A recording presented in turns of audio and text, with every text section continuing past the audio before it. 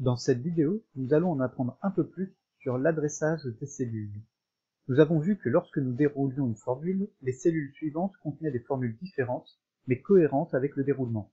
On parle alors d'adressage relatif. Cependant, on peut aussi figer l'adresse d'une cellule à laquelle on veut faire référence. Par exemple, dans la colonne A, on a écrit les entiers de 1 à 10. On souhaite remplir la colonne B en prenant la colonne A et en ajoutant 1 million à chacune des valeurs.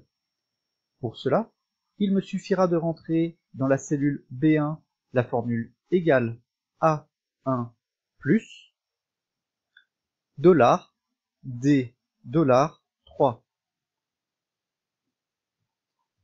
Les signes $ vont permettre de figer la référence à la cellule D3.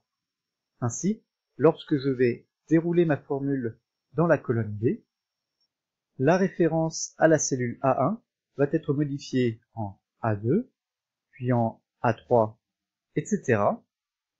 Mais la référence à la cellule D3 va rester constante tout au long de la colonne B. On parle alors d'adressage absolu. Si l'on souhaite ne fixer que la colonne ou que la ligne d'une cellule, il me suffira de mettre un signe $ uniquement devant la lettre de la colonne pour figer la référence à la colonne, ou uniquement devant le numéro de la ligne pour figer la référence à la ligne.